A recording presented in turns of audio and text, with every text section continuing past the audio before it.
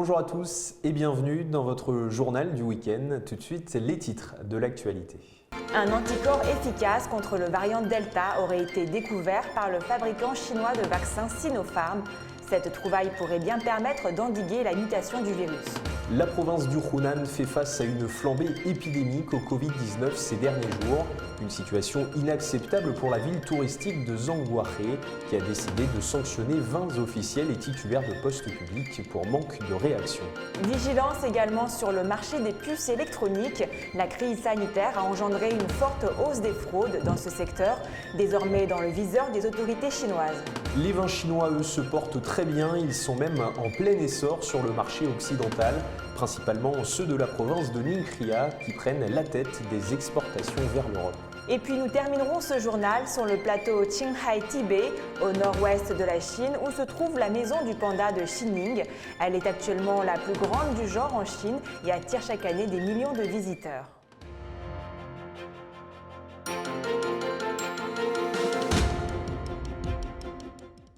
Et si le variant Delta n'était plus qu'un mauvais souvenir, mercredi, le fabricant de vaccins Sinopharm a annoncé avoir trouvé un anticorps puissant. Ce dernier serait capable de neutraliser les mutations du virus, comme nous vous l'expliquons dans ce sujet. Il est devenu le principal variant dans la transmission mondiale du Covid-19. Le variant Delta, ou variant indien, est aussi le plus répandu en Chine.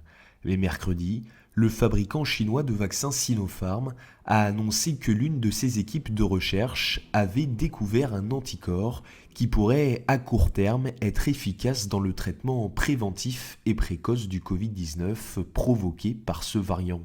Dirigé par l'équipe de Yang Xiaoming, il serait capable de bloquer efficacement la liaison du nouveau coronavirus à l'enzyme de conversion de l'angiotensine 2.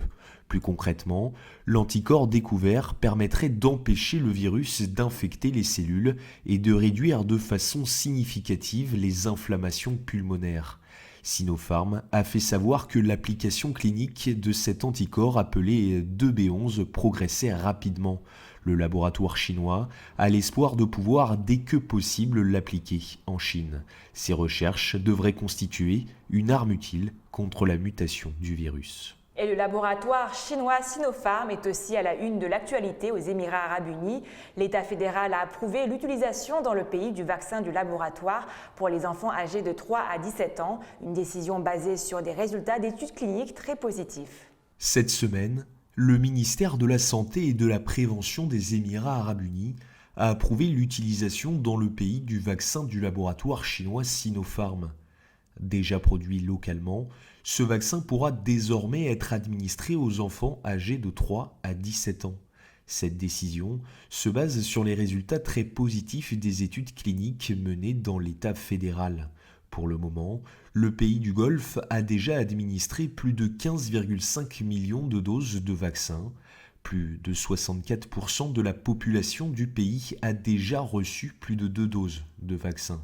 En mai, les autorités émiraties ont approuvé des doses de rappel pour les locaux qui ont reçu leur seconde dose au moins 6 mois plus tôt afin de garantir leur immunité continue contre le virus. L'épidémie continue malgré tout de faire des ravages. Si la situation en Chine est largement sous contrôle, la province du Hunan fait malgré tout face à une flambée épidémique importante. Et cette situation ne plaît pas du tout à la ville touristique de Zhangguahe. Les autorités locales ont en effet sanctionné 20 officiels pour manque de réaction face à l'urgence sanitaire. Non, la Chine ne s'est pas encore débarrassée du Covid-19.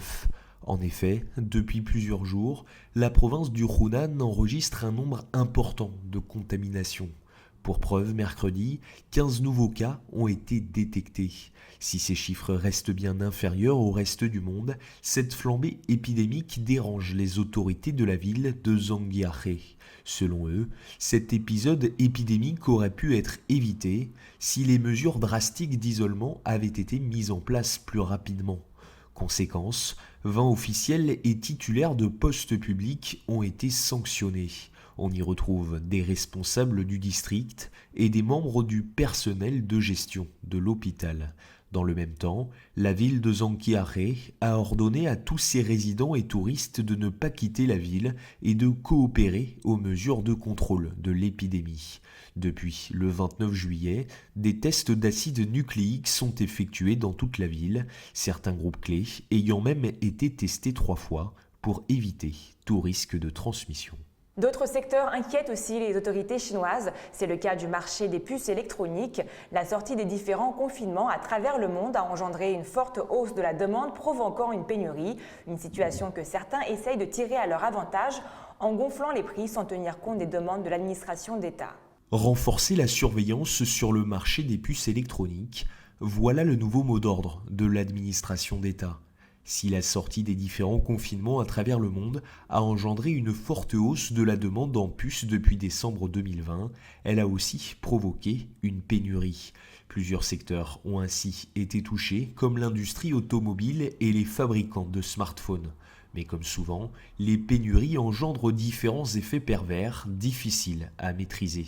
Cette course mondiale aux puces entraîne logiquement une hausse des prix et un effet d'aubaine pour des courtiers plus ou moins scrupuleux, adeptes des pratiques illégales. Une situation qui pousse le régulateur chinois à intervenir pour atténuer cette ambiance potentiellement frauduleuse. La pénurie est également l'occasion pour la Chine de mettre en œuvre un plan ambitieux pour réduire ses importations de puces.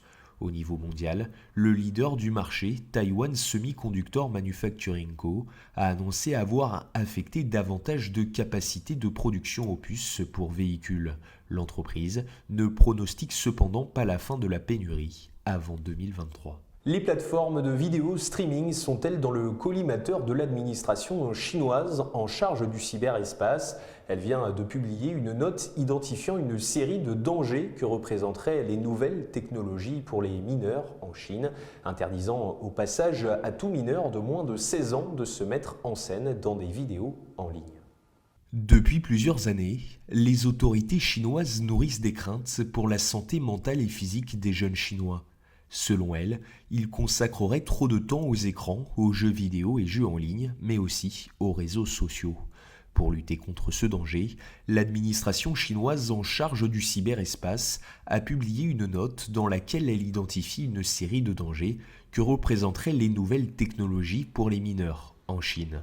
Dans le viseur, le streaming live et les plateformes de courtes vidéos comme TikTok.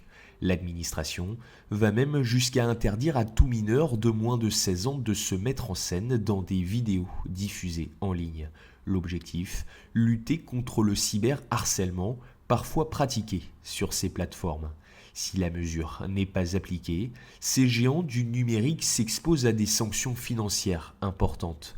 Récemment, les autorités chinoises ont bloqué la fusion de Rouya et Douyu, deux géants chinois du streaming, passés sous le contrôle de Tencent, pour des pratiques jugées anticoncurrentielles.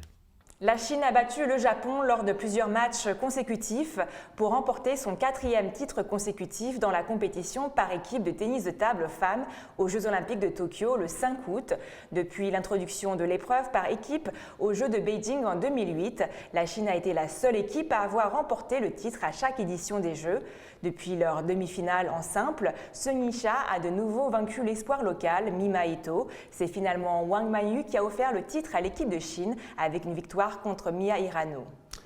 Non, la France n'est pas le seul pays à faire du bon vin. La preuve, les vins chinois sont en plein essor sur le marché occidental. Selon les derniers chiffres publiés, les vins de la province de Ningxia prennent la tête des exportations vers l'Europe. Comment expliquer ce succès? Début de réponse dans ce reportage.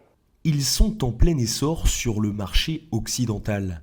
Les vins chinois ont de plus en plus la cote ces dernières années et cela se ressent dans ces exportations. En haut du classement, ceux de la province de Ningxia. Au cours des 6 premiers mois de l'année 2021, la valeur des exportations de ces vins a atteint 3,65 millions de yuan, soit près de 480 000 €, une augmentation de 75% par rapport à l'année 2020. les deux grandes marques ayant investi dans les vignobles de la petite province de Chine, Shangyu et The Great Wall, située à 900 km à l'ouest de Pékin, ont toujours exporté leur vin vers l'Europe. Mais de nouvelles stars ont pris la relève comme Silver 8, Elan Kinghe ou encore Canaan. Pour les spécialistes, les vins de Ningxia sont très demandés sur le marché international car les consommateurs sont de plus en plus curieux et recherchent en permanence de nouveaux vins. Malgré tout, le marché chinois du vin est encore loin de la France, qui reste le premier exportateur. Et zoom maintenant sur la plus longue autoroute traversant un désert au monde. Elle vient d'être mise en service cette semaine et relie la capitale chinoise Beijing à Urumqi, capitale régionale du Xinjiang, et possède une longueur totale de 2800 km, ce qui en fait la route la plus rapide pour traverser le nord de la Chine. Depuis mercredi, après la mise en service de sa dernière section, l'autoroute Beijing-Urumqi, la plus longue autoroute traversant un désert dans le monde, est entièrement ouverte à la circulation. L'autoroute, reliant la capitale chinoise Beijing à Urumqi, capitale régionale du Xinjiang, possède une longueur totale de 2800 km, dont plus de 500 km de terre désertique et inhabitée. Outre Beijing et le Xinjiang, l'autoroute traverse 4 autres régions de niveau provincial, le Hebei, le Shaanxi, la Mongolie intérieure et le Gansu, dans le nord et le nord-ouest de la Chine. Cette dernière permet de réduire la distance routière entre Urumqi et Beijing de 1300 km, ce qui en fait la route la plus rapide pour traverser le nord de la Chine. Et terminons ce journal avec les pandas géants du Qinghai Tibet. Ce plateau est devenu progressivement un véritable Eldorado pour ces animaux, mais aussi un lieu touristique puisque depuis son ouverture, la maison du panda à Xining a attiré des millions de touristes du monde entier. Depuis son ouverture, elle a attiré des millions de touristes du monde entier. La maison du panda de Xining a ouvert ses portes en 2019 et est la première maison du panda de la province du Qinghai dans le nord-ouest de la Chine. Xining, capitale de la province du Qinghai, se situe à plus de 2260 mètres d'altitude. Selon les experts, l'installation de pandas sur ce plateau peut aider à élargir l'aire de répartition de l'habitat adaptif de cette espèce. Un véritable havre de paix de 9000 m², composé d'espaces d'activité intérieurs et extérieurs indépendants et de sièges pour ces pandas. Chaque jour, les gardiens de zoo utilisent aussi un aliment prisé des pandas, comme les pommes, pour les inciter à faire de l'exercice. Un personnel aux petits soins donc, pour une espèce considérée comme un trésor national en Chine. C'est la fin de votre journal. Merci à tous de l'avoir suivi. Et n'oubliez pas de vous abonner à notre chaîne YouTube et de cliquer sur la petite clochette en bas à droite de notre vidéo pour ne rien rater des dernières nouveautés de Mandarin TV. Très bon week-end à tous avec Mandarin TV.